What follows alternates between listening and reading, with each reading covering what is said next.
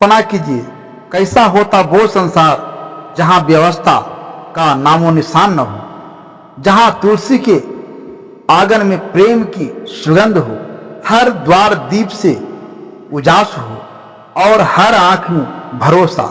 सोचना अगर ऐसा राज फिर से बसाया जा सके जहां राजा और प्रजा दोनों एक दूसरे के लिए समर्पित हो।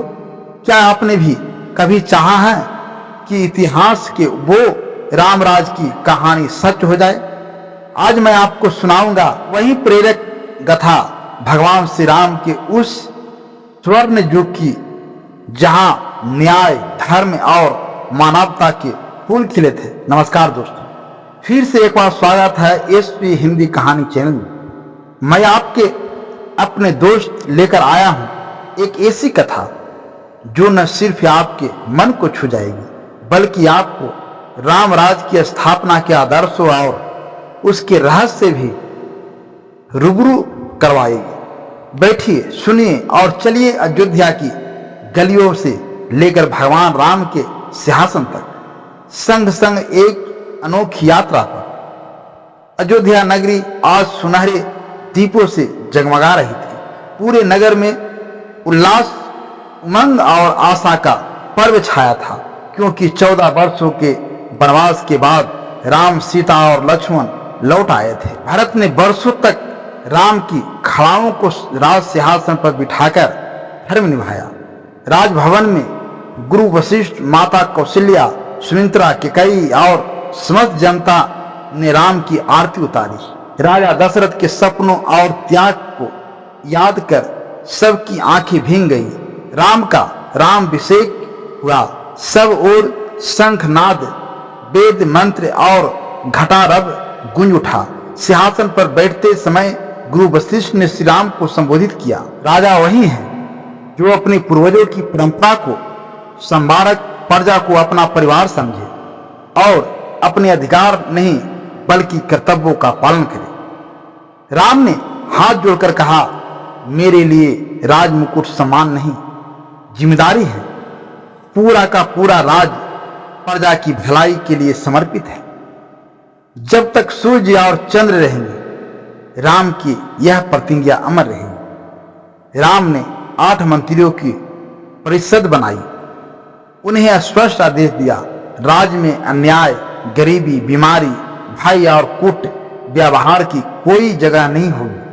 हर व्यक्ति को न्याय मिलेगा, चाहे वह गरीब हो या अमीर, वृद्ध हो या बालक, नारी और पुरुष दोनों को समान अधिकार, शिक्षा, सुरक्षा और सम्मान देने की नींव डाली गई।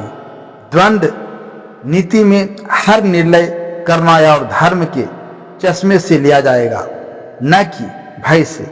नगर में घोषणा हुई, हर नागरिक को भोजन, आश्रय, वस्त्र मिलेगा। वृद्धाश्रम, स्कूल और अस्पताल बनाए गए। टैक्स सिर्फ कृषि संपन्न से लिया गया। गरीब पर कर का कोई बोझ नहीं। राम ने अपने सबसे बड़े सुख सीता पर भी राज की भलाई को प्राथमिकता दी। प्रजा में सवाल उठे तो राम ने अपने कर्तव्य की खातिर सीता को जंगल भेजा। इस त्याग से सीखा गया राज, धर्म और लोकमत सर्वोच्च है। सीता ऋषि वाल्मीकि के आश्रम में रही और वहां लव एवं कुश का जन्म हुआ। बंधन से आगे मित्रता और सहयोग का युग। राम ने मित्रों और सहयोगियों को समान आदर दिया। निषाद राज, गुह, वानर राज, सुग्रीव, भालू राजा, जावंत और लंका के मित्र विभीषण को उपहार दिए, उनका धन्यवाद किया। राजा अकेले नहीं बनता, उसकी मानवता मित्रों और साथियों की त्याग से होती।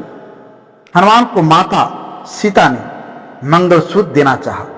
हनुमान ने उसे स्वीकार करते हुए वर मांगा।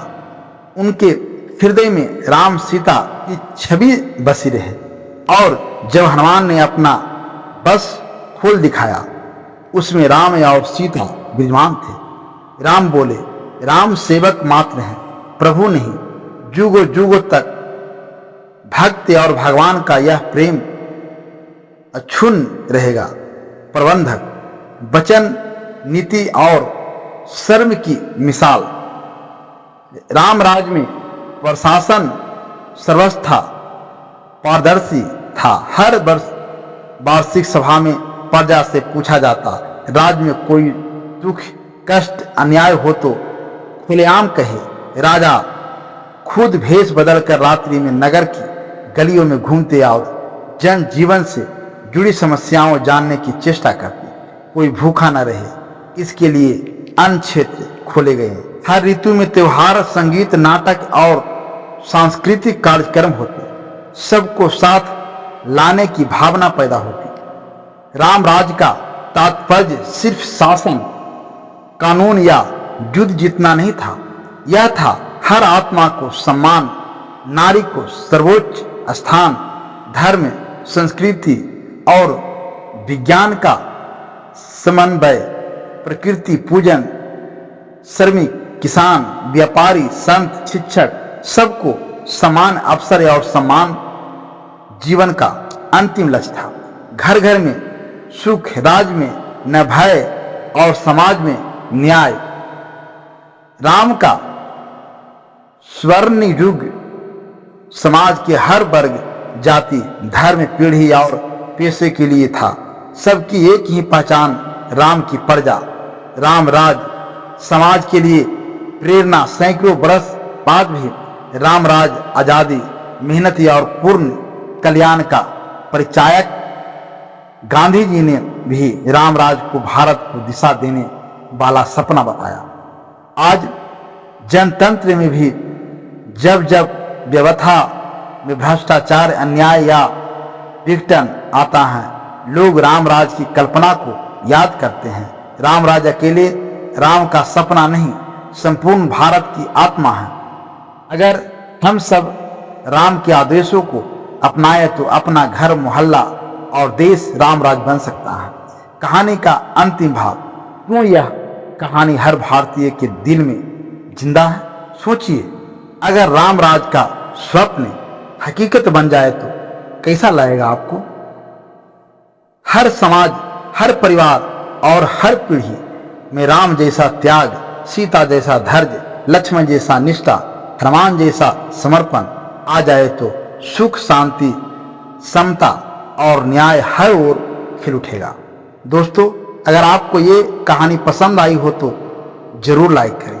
कमेंट में लिखिए कि राम राज से आप क्या सीखते हैं और इस वीडियो को अपने दोस्तों, परिवार में शेयर करें।